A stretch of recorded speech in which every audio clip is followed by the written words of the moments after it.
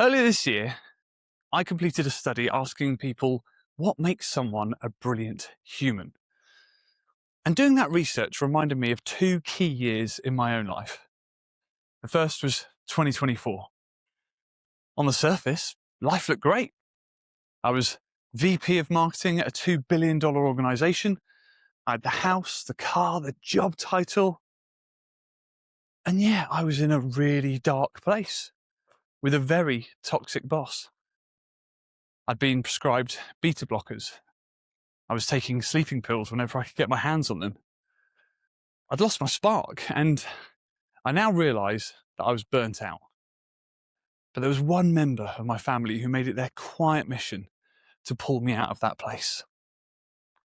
Now, to understand that, we need to go back to 2016. I was away in America working for a different company, and my wife Lauren sends me a text message. It's a photo of a fudge-coloured cockapoo puppy who apparently we're not buying, we're just going to see when I get home. Long story short, I get back, we drive 3 hours, and within seconds, Lauren is cuddling this tiny ball of fluff.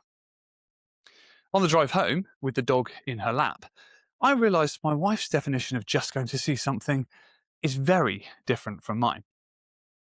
Now, a few days later, Lauren has a family emergency and she has to rush up to Scotland. And there I am, alone, with this fudge-coloured whirlwind who is peeing everywhere. And at first I thought, what have we done? And then something clicked and I fell completely in love with my boy, Mr Fudge. And it was Fudge who 8 years later was the family member who refused to let me disappear. Now, coming back to that year, 2024, I wasn't the same person. I was grumpy. I was taking things out on the people around me because I'd forgotten what makes someone brilliant. When I analysed the results of my research, 3 words kept appearing. Across places and people, when I asked what makes someone a brilliant human, statistically the results were so clear. It's kindness, empathy, inspiration. And reading those words, something struck me.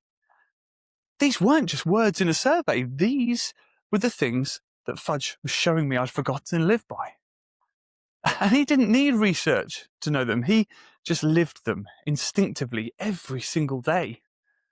He was inspired by everything. Same food, same walks, same routine, yet pure excitement every time. He showed empathy without conditions. Even when I didn't deserve it, he understood. He forgave. And his kindness was never earned or transactional. It was just given. And slowly, over time, he reminded me who I wanted to be. So I quit my job. I started to forgive. I focused on being kind. And I allowed myself to be inspired by ordinary things again. And guess what? No more pills. I got my spark back. I became a better leader. I became a better husband and dad.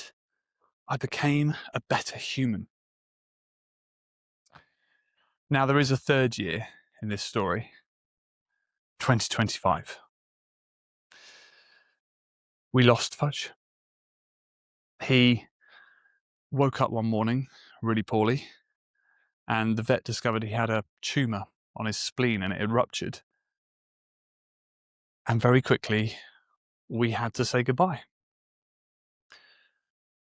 And losing him broke my heart.